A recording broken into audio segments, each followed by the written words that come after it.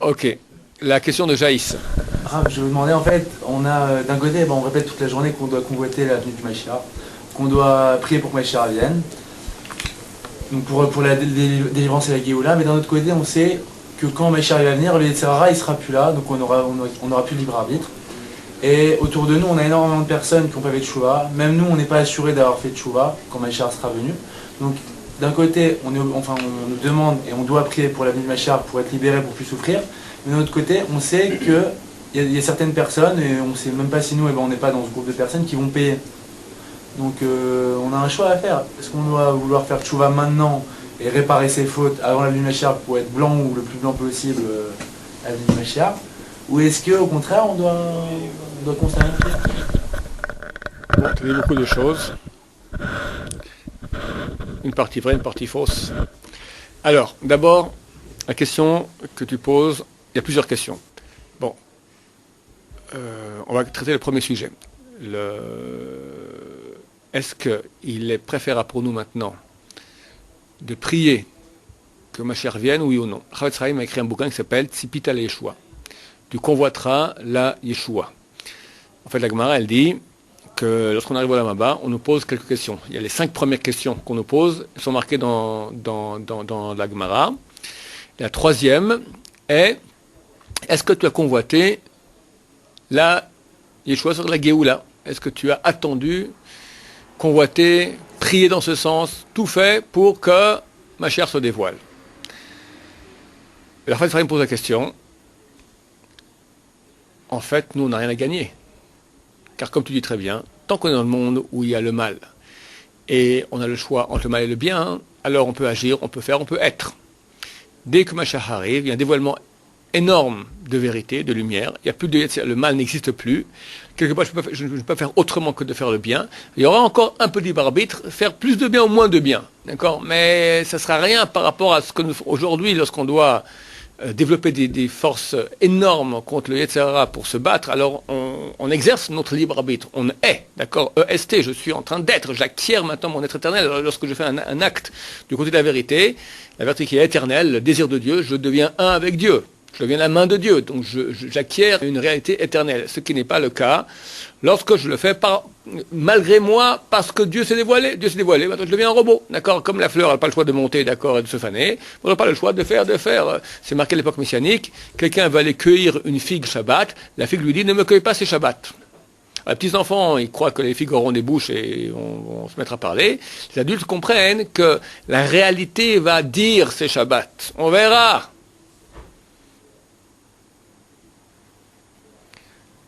Donc, où est maintenant le mérite ou le démérite de notre action? On n'a plus de choix. Donc, il est clair qu'au niveau personnel, on n'a aucun avantage à demander Mashiach. Mais néanmoins, c'est la question qu'on nous pose. C'est pas agréable d'arriver au Olam Haba et première question qu'on nous demande, Natata be'emuna, est-ce que tu étais honnête dans ton business avec les gens? Tu étais un type droit ou bien tu étais un magouilleur? Deuxième, est-ce que tu as fixé des moments pour études de Torah? Troisième, est-ce que tu as attendu? Et vraiment, attendu, c'est pas comme ça. Attendu la venue du Mashiach. Non, non, non. Un peu. Si peu, si peu. C'est pas agréable. C'est pas agréable. Donc, le Chavetz Chaim a écrit un bouquin entier pour nous encourager dans ce sens. Et il y a une mise énorme, énorme. Pourquoi? La raison, elle est très simple. Et alors, il pose la question et il répond. On ne demande pas Mashiach pour nous. On demande Mashiach parce que, faisant partie, étant le peuple d'Israël, il véhicule la divinité sur terre. C'est lui qui amène le message de Dieu sur terre. Nous devons vouloir que Dieu se dévoile dans le monde parce qu'il est inconcevable, inadmissible que Dieu est le roi du monde, qui peut amener un bien énorme, que la vérité devrait être éclatante, et c'est exactement le contraire qui se passe. Le mal est le roi du monde, avec toutes les conséquences négatives que ça amène, la souffrance qu'il y a dans le monde, et Dieu peut faire que ça disparaisse, simplement quoi? Dieu veut qu'on ait libre arbitre, que par nous-mêmes on l'amène.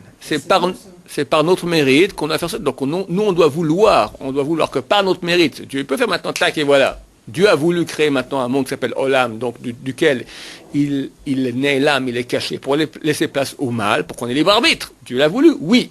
Mais Dieu veut qu'on vainque la bataille et que la lumière vainque l'obscurité. Et un beau jour, il faut que ça se dévoile. C'est pas normal. Il est impossible que, pour l'éternité, on vive dans un monde où il n'y a que le mal qui est roi. Sans cela, il y a un grand chilul Hashem, il y a une profanation du nom de Dieu. Or, nous voulons que le nom de Dieu se sanctifie. C'est le Kaddish. Idgadal, que soit agrandi, Vidgadal sanctifié, Shmei Rabba, son grand nom.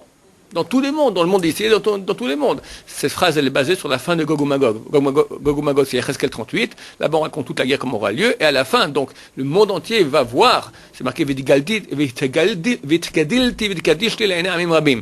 me grandirai, je me sanctifierai aux yeux des peuples nombreux. Et tous reconnaîtront que je suis l'Éternel. On veut ça. On veut ça.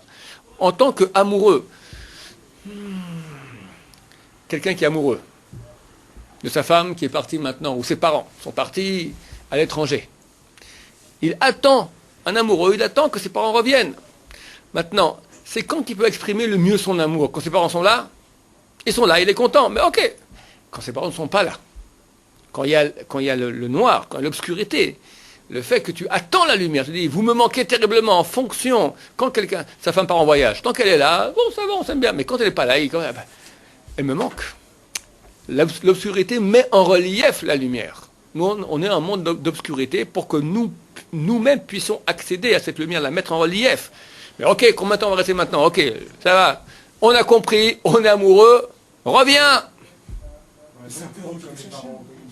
J'ai pas compris les deux à la fois. Alors, à qui va? Non, alors, Manu. C'est que là, on attend quelque chose qu'on ne connaît pas. Ah, mon cher ami. C'est marqué, comme je le répète souvent, Va'avta Hashem Elokecha, tu aimeras l'Éternel ton Dieu, tout ton cœur, tout ton âme, tout ton pouvoir. C'est pas une blague, cette phrase. Aimer Dieu, quelqu'un qui aime Dieu, il attend que Dieu se dévoile. Maintenant, quelqu'un n'arrive pas à aimer Dieu, ok. Peuple d'Israël, tu aimes. Est-ce qu'il est normal que le peuple d'Israël soit maintenant la cible de toutes les nations? L'OLU, l'organisation des loups unis, se met ensemble, n'empêche de rien, on n'a pas droit à la vie, c'est normal. On a en face de nous des assassins terribles, je vais encore être mis sur Internet, d'accord, des assassins terribles, et nous on se bat pour notre survie, et on nous traite de nazis. C'est le monde à l'envers, c'est le monde du mensonge. Basta, ça suffit. Ça te va ça, tu peux comprendre ça? Oh, prie pour ça. Prier pour Am Israël, c'est déjà très grand. Mais on veut plus, on veut prier pour que le nom de Dieu se dévoile. Tu dis? C'est pas un plus grand kidouche que justement, kidouche Hachem, que on l'aime, comme vous dites, on a le choix, on a libre arbitre entre... C'est un kidouche Hachem pour toi, personnel, oui. Non, pas pour moi, même pour lui. C'est-à-dire que j'ai plus de mérite à aimer Hachem. Dieu voit que maintenant, toi, ici, voilà, on est l'obscurité, tac, le peuple, en général. Ouais, petite étincelle ici qui est claire, une autre qui est claire. Mais maintenant, on vit dans un monde de mensonges. C'est anormal que Dieu, qui est le maître du monde, la grosse majorité de l'humanité est contre lui. Il lui fait comme ça. Entre guillemets. Il n'a pas besoin de ça. C'est vrai qu'il s'en Donc fiche. il préfère Mais nous il préfère voir l'amour de quelqu'un qui lutte pour lui, même une petite fourmi comparée à l'immensité, plutôt que tout le monde le sache, mais au fond, il a forcément un peu la T'entends chose. pas ce que je dis. Je dis ici, on vit actuellement dans une situation qui est un mensonge. Est-ce qu'il est... Il a Non. voulu, ce mensonge. Oui, il a voulu. Mais est-ce qu'il est normal qu'il y ait un mensonge? C'est une chose qui est normale. Le mensonge, est-ce qu'il y a une réalité qui doit rester? Jusqu'à ce qu'on l'enlève complètement, mais de nous-mêmes. On ne pourrait pas faire ça. Très bien. Ça sera par nous-mêmes, c'est clair. Oui, mais là, ils veulent beaucoup nous aider à la fin. Il nous aide. Il a demandé une chose. Il y a un midrash qui dit qu'il y avait un roi, il y avait une route. D'accord, il y avait un grand rocher qui obstruait la route. Il a dit, allez tous maintenant avec vos petits couteaux, comme ça, commencez avec vos petits marteaux à casser la grosse pierre. On a été, là, il a vu qu'on a fait un bon travail. Ok, moi j'ai un tracteur, zip, il l'a enlevé. Ok, le boulot qu'on doit faire, on le fera. T'en fais pas. On va rien enlever à personne. Maintenant, donc déjà, nous devons prier, et il y a une mission énorme et on doit le faire. C'est important. Alors, le bel Rabbi un jour, je lui ai demandé, Mashiach, il m'a dit comme ça, quand un invité doit venir à la maison, d'accord, on se prépare à ce qu'il arrive, on attend qu'il vienne. La majorité des êtres humains, des juifs, n'ont rien à faire. Mashiach, ok, bon, ça va. Je dois finir mon mois, d'accord. Mashiach. Qu'on l'attende. Donc il y a une mitzvah d'attendre. Et c'est certain que ça fait partie du tikkun, des choses qu'il faut faire pour qu'ils viennent. Un invité, on doit l'attendre, première chose. Secondo, qu'est-ce qui se passe maintenant si on n'est pas prêt? Alors quelqu'un me dit, tu me dis des factures, il faut payer. On a suffisamment payé. Il est clair que la Shoah, une des raisons nombreuses qu'ont provoqué la Shoah, c'est certainement, c'est marqué Chevle Mashiach, les douleurs d'enfantement du Messie. C'est certain que ça va. Et on a suffisamment payé. Rien que la Shoah, c'est suffisamment. Terminé. Encore, on paye, on souffre. Dans toutes les familles, il y a des malheurs, il y a des maladies, il y a des gens qui quittent la Torah, il y a des divorces et machin, ça va. Le monde aujourd'hui, il a une tête terrible. C'est pas un chilou Hashem, ça. Bien sûr. Donc on veut que ça cesse. Non seulement pour notre souffrance et qu'on puisse aussi finir de payer notre mois, d'accord? Est-ce que c'est normal maintenant que le fleuron de l'humanité, les Bnei Torah, soit au niveau social les plus bas qu'il puisse y avoir? Combien reçoit un Kollelman de paye? 500, 600 dollars. En euros, 400 dollars, 400 euros. Mais un Kollelman, le matin, il sort. Il y a une limousine Mercedes qui fait 20 mètres de long qui l'attend, avec 3 motards devant, 3 motards derrière. Il va au Kollel. C'est pour lui que le monde était créé. C'est comme ça que ça va se passer normalement. Laissez passer, il va au Kollel. Ça, c'est la truc, c'est tout le contraire, d'accord? Qui va en limousine? Les plus grands magouilleurs du monde, les plus grands tordus, corrompus, c'est eux. C'est normal. On est amoureux de la vérité. Appelle pas ça Dieu, appelle pas ça Israël. Vérité, on veut que la vérité se dévoile. On doit être un type qui est amoureux, qui est vrai, il veut la vérité. Et il ne peut pas supporter le mensonge. Alors il comprend que Dieu a voulu. Ok, c'est bien. Alors on attend que tu arrêtes. On attend que la vérité se dévoile. Et cette attente, c'est elle-même un grand tikkun. Si quand quelqu'un, ses parents partent, sa femme part et dit tout va très bien, on s'arrange très bien sans toi, bon, on revient un jour, hein, mais prends ton temps. C'est l'envoyer une gifle sur la tête, lui dire on n'a rien à faire de toi, dégage. Non, on doit exprimer notre manque, et on doit le faire. Troisième question, c'est pas pour rien que c'est une troisième question. Alors payer, on a déjà payé. Maintenant la question, qui est la question, ok. Pas tout le monde est prêt à voir Mashiach. C'est un dévoilement de lumière, et le type qui n'a rien fait toute sa vie, qu'est-ce qui se passe Mashiach? C'est quoi? Mashiach, c'est comme le jour de la mort. C'est exactement ce qui se passe en privé, ça aura lieu en général. En privé, qu'est-ce qui se passe le jour de la mort? Le jour de la mort, le corps va dans la tombe décomposé. Ta neshama, elle monte. Tu n'as plus d'Yetzerara, tu n'as plus de corps, tu n'as plus d'envie de ce que tu avais. D'accord? Tu vois la vérité. Ouais. Attends. Donc, on enlève les Yetzerara, on voit la vérité, et on regarde, et on se rend compte où on en est. On se rend compte à quel point on était à côté de la plaque. Tout le monde est à côté de la plaque, c'est certain, plus ou moins. D'accord? Le jour où Mashiach arrive, c'est ce qui se passe dans le monde. Le mal est éradiqué, slip, on dégage, il n'y a plus de Serara, tu vois la vérité, et tu te rends compte que tu étais à côté de la plaque, plus ou moins durant toute ta vie. D'accord? Ceux qui sont suffisamment au niveau pour voir cette lumière, ils passent. Ceux qui ne sont pas au niveau, ils ne passent pas. Ils ne passent pas. C'est marqué 4/5 du peuple juif est resté en Égypte à la sortie d'Égypte, et c'est marqué qu'à la fin des temps, il y aura à peu près la même chose qui va se passer. Alors, à mon avis aussi, personnellement j'espère, d'accord, d'abord, les grands de la Torah ont dit, le Rabben Sion déjà il y a 20 ans, il avait dit un discours à Yad Eliyahu, c'est le plus grand stade d'Israël à l'époque, il avait une grande assemblée, il a dit, c'est clair que tout est là pour que Mashiach revienne. Pourquoi Mashiach ne vient pas? Dieu attend qu'il y ait encore quelques balais de tchouva qui reviennent. D'où la mission importante aujourd'hui de faire tchouva et de faire tchouva. Parce qu'il y a encore, et j'ai entendu aussi quelqu'un d'autre qui a dit, il y a des centaines de milliers d'ancêtres dans le ciel qui prient, qui crient à Dieu, qui disent non, attends encore, j'ai un derrière-petit-fils là-bas, il est encore avec la Goya là, il faut qu'il se réveille. Il n'a pas encore fait tchouva, il ne fait pas Shabbat. Dieu nous en préserve, pas faire Shabbat, c'est très grave. Attends Dieu, et Dieu attend. Mais jusqu'à quand il va attendre? Il y a une deadline. Alors j'ai posé la question il y a quelques mois au Ravuzan, le chamash de Rabbi David Abou Hatzera. Je lui ai dit, moi aussi dans ma famille j'ai des gens qui sont out, d'accord? On leur parle, on comprend rien. Alors il a dit, juste avant, il y aura encore un petit quelque chose comme ça pour que le maximum puisse rentrer. Ça va faire mal, ça. Hein? J'imagine que vu qu'on a payé énormément, vu que Israël souffre, vu que Israël est extrêmement innocent, parce qu'après tout, tu comprends, prends un jeune homme de 16 ans, d'accord, avec la poussée de toutes les d'hormones qu'il y a maintenant, tu le mets à Paris. Aujourd'hui, tu appuies sur un bouton, t'as mieux qu'en vrai, d'accord, t'as mieux qu'en vrai. Un bouton.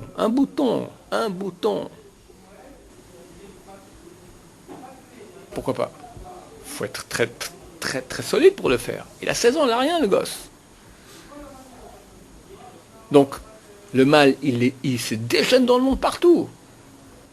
La Gemara a dit, prends un gosse, habille-le, parfume-le, donne-lui une bourse d'écus, mets-le en face d'une maison de passe. Que fera le gosse pour pas pécher? C'est un bel adam, c'est un type normal, d'accord? Mais aujourd'hui, c'est la situation de chacun. Un type qui ne fait pas des péchés aujourd'hui dans le monde fry, d'accord? Même dans le monde froum, d'accord? C'est un géant de géant. Je vais raconter l'histoire, je vais raconter parce qu'elle est belle. Rabbi Chaim Vital, toute la mystique étudiée, toute la Kabbalah étudiée aujourd'hui, ça appelle ça Kitvei Hari, ils écrivent du Hari. Rabbeinu Hari, Rabbi Yitzhak Luri Ashkenazi, n'a rien écrit. Il a enseigné son élève, Rabbi Chaim Vital, un peu moins de 2 ans. Rabbi Chaim Vital, pendant près 50 ans, il a écrit ce que lui a enseigné oralement son Rav, Rabbi Yitzhak Luri Ashkenazi, le Hari. Kitvei Hari. Ça, c'est toute la Kabbalah qui étudie. Tout le reste, on met plus ou moins de côté. Les vrais Mekoubalés, mais ils étudient que ça. Ok? C'est un monsieur d'une envergure énorme. Énorme, il aurait dû être Mashiach. Un jour, il a écrit, son Rav, Rabbeinu Hari lui a dit, sache, Chaim, tu es grand comme Rabbi Akiva. Chaim répond, quoi de Rav? Moi je sais qui je suis, Marbar Notenu Arabim, nombreux péchés. Je sais que c'est Rabbi Akiva. Rabbi Akiva, c'est marqué lorsque Dieu est monté au mont Sinaï, lorsque Moshe Rabbeinu est monté au haut du mont Sinaï, il avait toutes les générations à venir. Il a vu Rabbi Akiva. Il a dit à Dieu, je ne comprends pas, Dieu, tu as un homme comme Rabbi Akiva transmettre la Torah par moi Moshe, mais Rabbi Akiva mérite beaucoup plus que moi. Dieu dit, tu as raison. Mais comme ça, j'ai décidé que ce serait toi et pas lui. Donc Rabbi Akiva est plus haut que Moshe Rabbeinu. Alors moi, Chaim, je sais qui je suis. Rabbeinu Hari lui dit, tu as raison. Mais sache, Rabbi Akiva à son époque, il y avait une lumière énorme dans le monde. C'est un projecteur.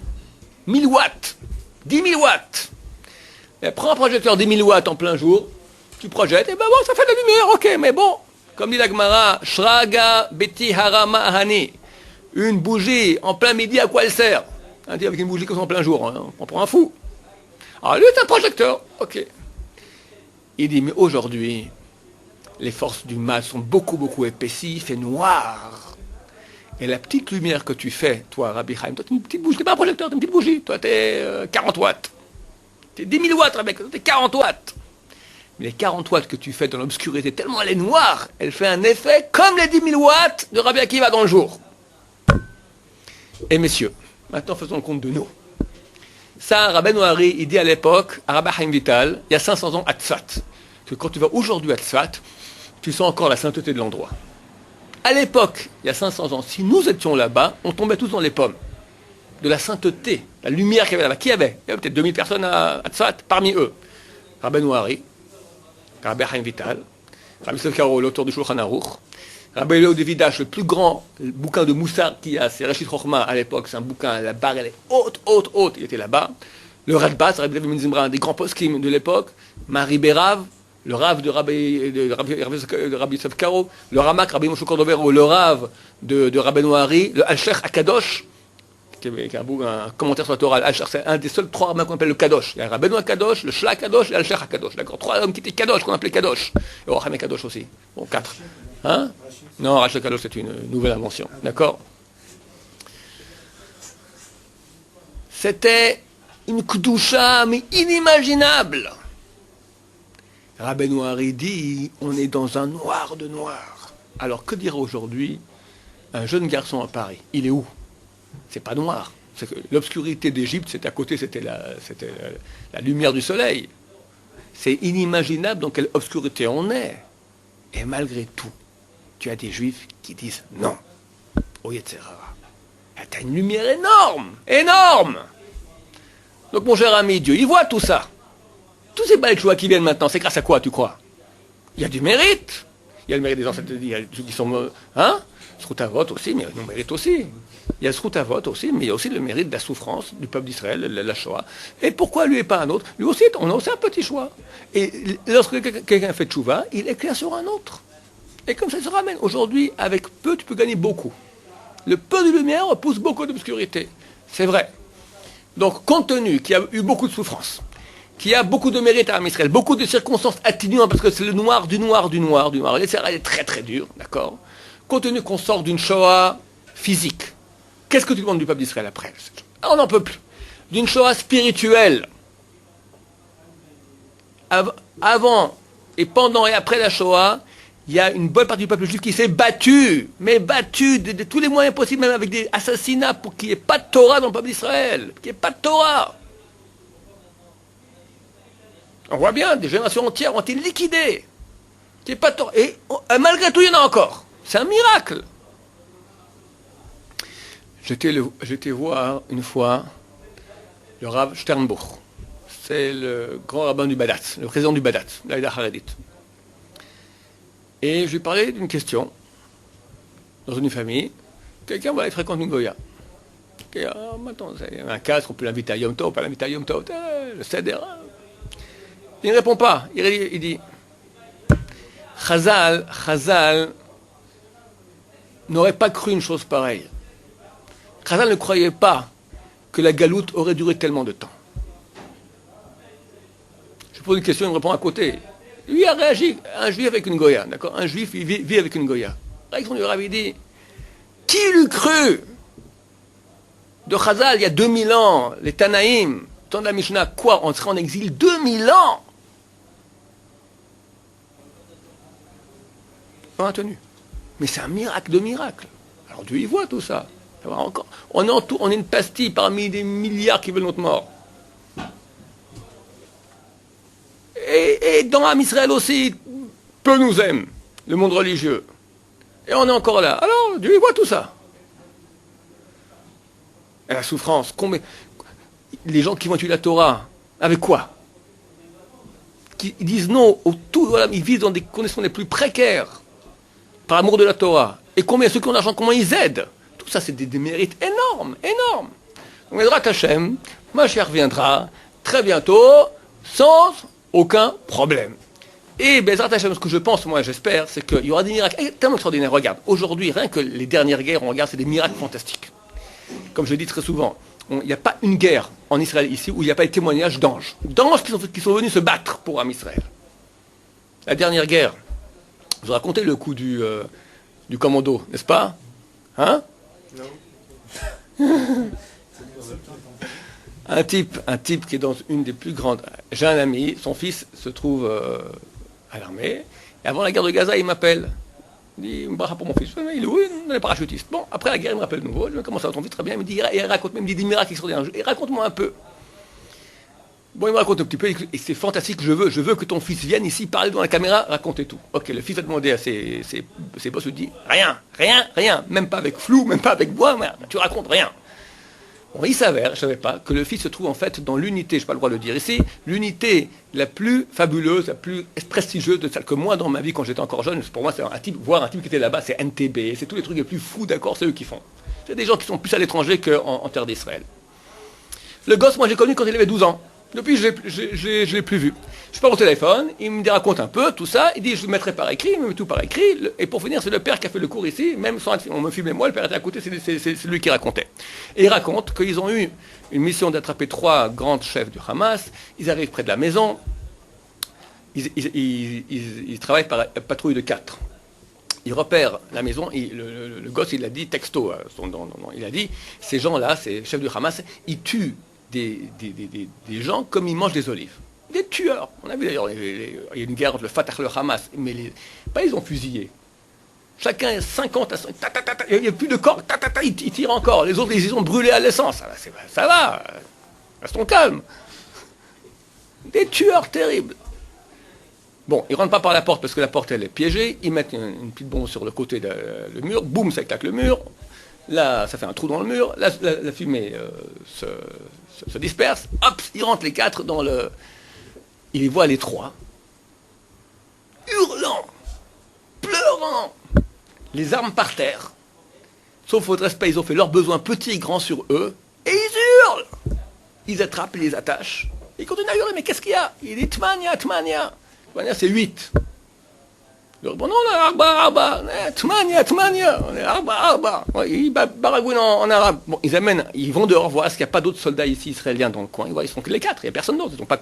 C'est quoi ces 8 dont ils parlent? Ils amènent un soldat druze, donc un soldat de chez nous qui parle arabe couramment, il traduit. Vous êtes rentrés 8 formes blanches avec des ailes, boucliers et javelots. On était terrorisés.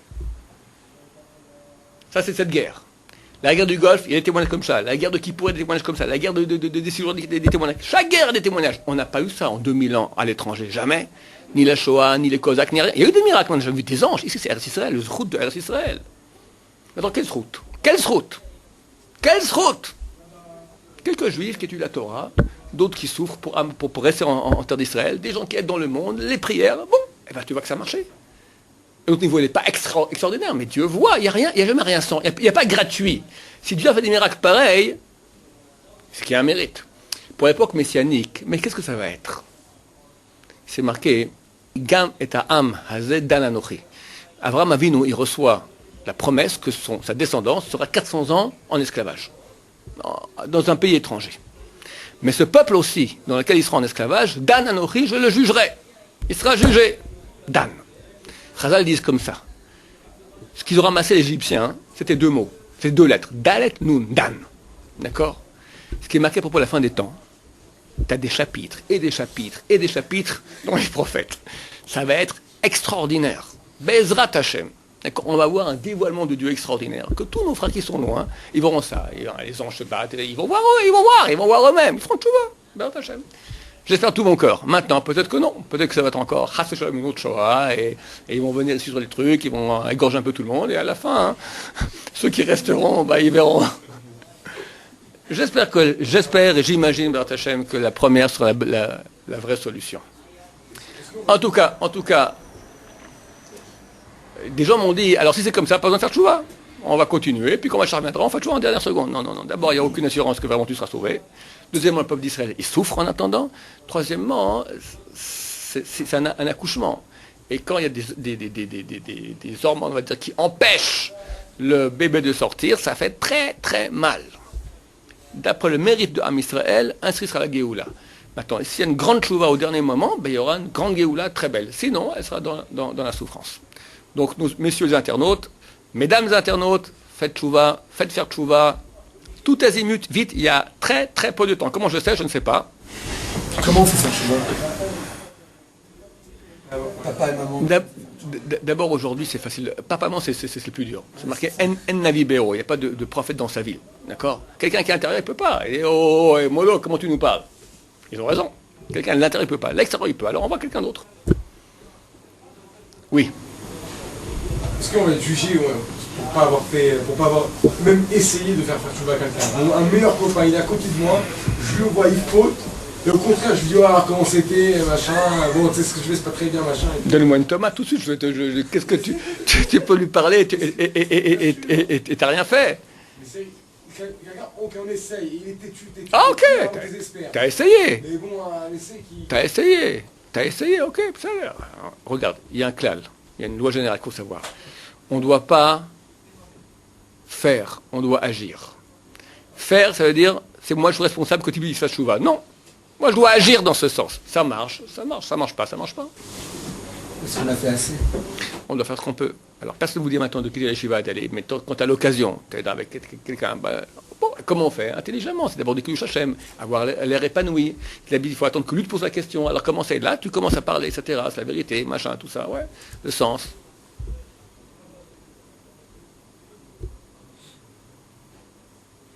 C'est bon? Alors est-ce que, mis à part si on prend en considération tous les tikkounim, on peut pas dire, parce que lui c'est peut-être son tikkoun, telle chose son tikkoun, ou peut-être il sera sauvé alors qu'on aurait pensé que non. Est-ce qu'il y a des constantes qui reviennent, qui nous font dire un tel, il sera sauvé, un tel, il sera sauvé? On ne peut pas savoir. Quelqu'un qui fait Shabbat, qui fait... Ce qui est très clair, on ne peut pas savoir ce qui va se passer. Parce que tout dépend de l'âme. Plus quelqu'un a une grande âme, il a une grande sensibilité à Dieu, plus on va le juger sévèrement. quelqu'un qui ne sait pas qu'il est juif et il a été éduqué très loin, qu'est-ce qu'on peut lui en vouloir, d'accord? Ce qui est certain, c'est qu'on sera extrêmement surpris. Parce qu'il y a beaucoup de mensonges aussi dans le monde religieux, et des fois des gens qui ont l'air des gens très très bien, ce sont des tordus de première, et le petit qui a l'air de rien du tout, c'est un type épatant. Ça c'est clair, c'est clair. L'habit ne fait pas le moine. D'accord, il faut savoir, l'habit ne fait pas le moine. Il faut savoir, il y a un argument qui revient sans cesse. Pourquoi des religieux ils font comme ci ou comme ça? Réponse, un religieux, c'est quelqu'un qui essaye, dans sa mesure de faire, avec ses réussites et ses échecs, parce qu'il est habillé en religieux, qu'on doit imputer ça à la Torah. Dieu a dit maintenant, voici ce que je vous demande de faire. Et on doit écouter Dieu. Donc tu as vu, un religieux qui est le tordu, tu vas dire, moi je préfère rester comme je suis plutôt qu'un tordu comme ça, mais lui c'est pas l'exemple. Il n'est pas l'exemple. L'exemple, c'est ce que Dieu a dit. Non, puis même, il est tordu, peut-être ce qu'il a dit, etc. que toi t'as pas. Ouais, exactement. Tu ne peux pas juger quelqu'un. Ouais, je suis d'accord avec toi. L'argument de dire, voilà, j'ai eu un type qui. Et c'est un argument que les médias utilisent beaucoup, de monter des religieux qui sont tordus. C'est comme tu dis, ils sont extrêmement friands de cela. Il faut savoir qu'il y a des religieux tordus. Tu as des religieux qui sont avides de cavote, tu as des religieux qui vont avec des filles. Mais, et je dois le dire, c'est clair. Et là, je peux le jurer, je ne jure pas, d'accord, mais c'est clair que la proportion de tzadikim, de gens qui sont presque comme des anges, d'accord, d'une humilité vraie, d'un amour de la vérité et de l'autre profond, d'une sensibilité, d'une délicatesse avec l'autre, d'une connaissance de Torah, d'un investissement, la majorité, le pourcentage le plus grand qu'il y a au monde se trouve certainement dans le monde orthodoxe juif. Ça, sans aucun doute. Il y a ici, à l'Eshiva, il y avait un converti, d'accord, qui est allé vérifier. Lui vient d'un pays musulman. Il a vérifié là-bas les grands. Après, il a vérifié chez les chrétiens, il a vérifié partout. Avant de se convertir, il a été vérifier les grands d'Israël. Et là, il a vu. Ok. C'est pas le kavod, c'est pas ces gens vrais, des gens amétis. Il a vu ça. Mais ils sont convertis.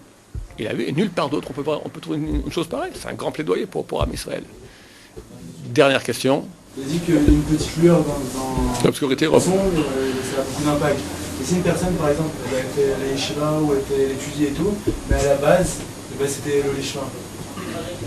Est-ce qu'il y a quand même du mérite ou son mérite est C'est certain qu'il y a du mérite, mais nous ne savons pas quel est le mérite de chacun. C'est Dieu qui jugera en fonction de combien Dieu l'a aidé, combien le type il avait libre choix, combien il a été conditionné en fonction de son âme. Tous les paramètres appartiennent à Dieu. C'est clair que c'est toujours mieux de faire l'ishma que le lishma. Mais l'ishma, de façon désintéressée, ça n'existe pas aujourd'hui. Il faut pas rêver. D'accord. Chacun a un moteur aussi un grand moteur dans le tchouva, c'est la femme. D'accord. Ah, je comprends bien ce que tu dis. C'est un très grand moteur. Baruch Hashem. Dieu utilise aussi des bons moteurs. Baruch Adonai, mais